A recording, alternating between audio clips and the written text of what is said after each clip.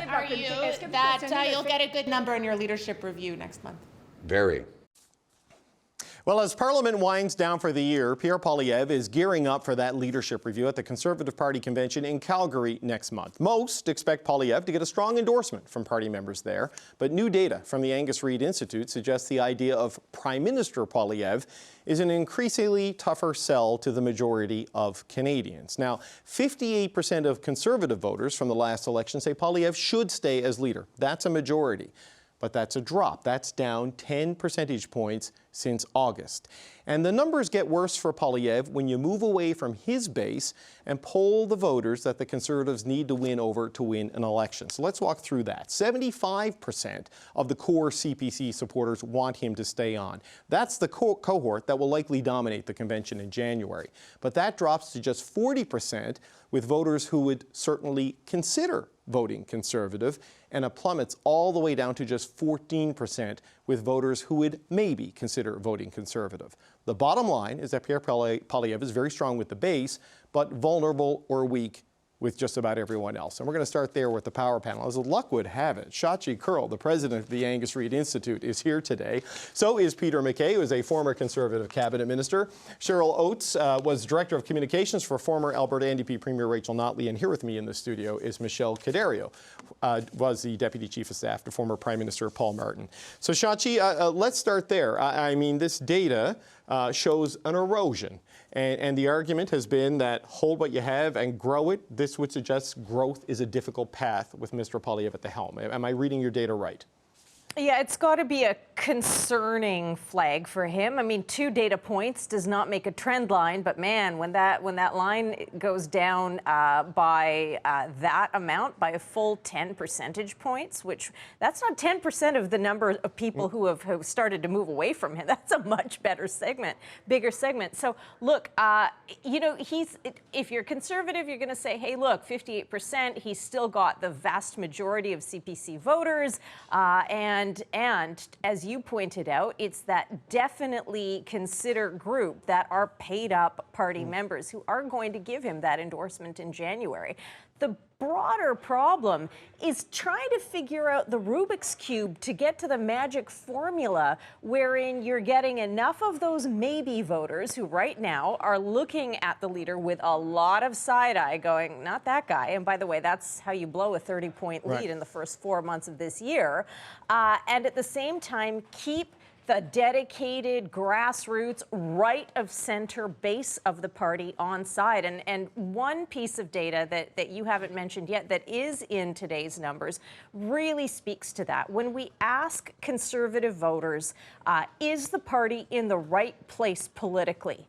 You've got a split, an even split between about 10% who say, actually, no, it's too far to the left, and then the other 10% who say it's too far to the right. Everyone else says it's in the right place politically. But, you know, so you move a little bit one way to maybe grab or capture some of those maybe voters. You risk losing the right flank. You risk losing that part of the base that might move back to the People's Party.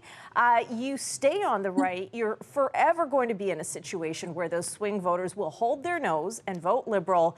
And that is where the math is just so challenging and doesn't add up for the Conservatives. Yeah, it's like making a king-size bed with queen-size sheets. You know, as you move one way, you uncover something else. So Peter MacKay, when you look at this compared to a year ago, even compared to August, down 10 percentage points, there's an erosion that is happening that would be worrisome to Mr. Poilievre supporters, I would imagine. I mean, how do you view what you're seeing in this data? Well, look, let me start by saying, having slept in that king-size bed, it is it's difficult, and it's a very, very tough position for a Conservative leader to walk that line that Sasha's talking about, because you say things during a leadership, and then you have to face the broader Canadian public, and the broader Canadian public, as we all know, are in the middle. They don't want to lurch left or right. And so the numbers are jarring. It's a moment in time, as polls are. And let's not forget one other big factor that has nothing to do with the Conservative Party, and that is the NDP are flat on their back. They have not yet chosen a permanent leader. And the election itself was this cataclysm of all these events happening. Departure of Trudeau, arrival of Carney and arrival of Trump. And that hole that opened up in voting intentions swallowed that 30-point lead that Pierre Poilievre was enjoying. So he's going to win his leadership review. In my opinion, I think that's a certainty. Yeah. He has time to recover and recapture some of that middle ground, which I think is where he has to fish, to use a good Newfoundland expression, where those fish are. And he's going to have to bring the party with him. Because right now, in my view, Mark Carney continues to rip pages out of the Conservative policy book and occupy part of the ground that the Conservative Party has to occupy if they're going to win a national election. And that electability factor comes out in that poll as well. There has to be attention given to getting a Conservative Prime Minister elected. And that is becoming a sense of urgency. Ask the previous three Conservative leaders. Right. So Cheryl, I just want to ask you something about the data, but also I want to point to something else because this jumped out at me today. This is a column in the Edmonton Journal, and it's from a pretty conservative author, Lauren Gunter, saying Poilievre conservatives favor stunts over substance, and it's hurting them. And that was almost word for word what the Liberals were saying about the pipeline vote this week, right? That they sort of said, this isn't a serious thing and this isn't a serious guy. I mean, when the Edmonton Journal and columnists like Gunter are writing things like that, I mean, what does this say about where the universe has shifted on the Conservatives?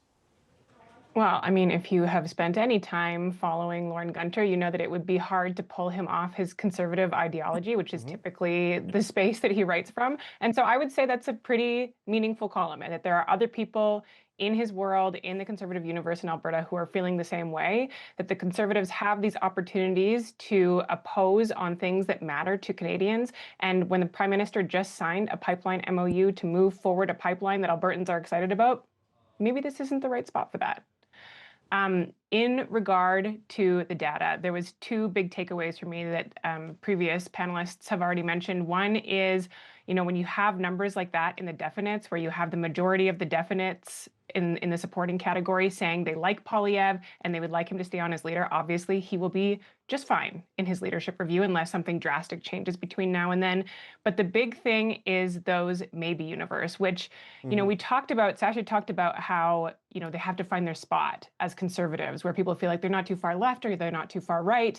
That is a problem for every party, everywhere, all the time, just to find that sweet spot. The part that you can't, that is harder to control is whether people like your leader.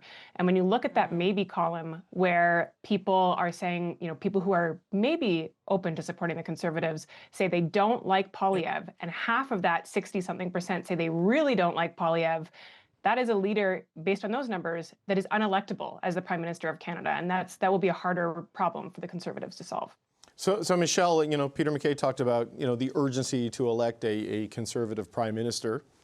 Did Canada do that? Did Canada do that on April 28th, to some degree? Because, Mark Carney has back to where things were when you worked for Paul Martin in a pretty substantive way. And, the red Tory, blue Liberal sort of mythical sweet spot, that's certainly where the polling would suggest he has landed. I mean, that makes it, how much of a challenge does that present for Mr. Poilievre to get back to the competitive position he was in a year ago? Well, it is quite one. When you look at those numbers, what it also says to me is there's a comparator there. And especially for those maybes, like the hardcore are the hardcore and they're going to be with him. But for the maybes, they're actually kind of looking at him versus, the Prime Minister, because that's the choice. And they're getting to know the Prime Minister, who kind of came onto the scene and all of a sudden, and people kind of took a gamble, perhaps, because they liked his credentials, they liked what he was saying. But now they're getting to know him through his actions, and to me that says that's softening up even more of that vote. The Liberals are talking about jobs. They're talking about the economy, and it is a comfortable space for many of us, and certainly for this Prime Minister. And it's a necessity here in this time, and in terms of what Canada's facing. And I think, so much of this is actually the Prime Minister filling that void. The Conservatives, as we said, I'm not sure there's a huge outcry for anybody except for the hardcore Conservatives to have a different Prime Minister right now. But the expectations are on this one, and I just don't know how Mr. Poilievre turns that around. He's had high negatives for a very long time. he had high negatives even when Justin Trudeau was the leader, and now it's just kind of further cemented even more. People know who this person is, and I think they've decided. So, Shachi, with where things are now compared to where they were a year ago, Mr. Poilievre, I presume, is going to win with a good number in Calgary in the last weekend of January.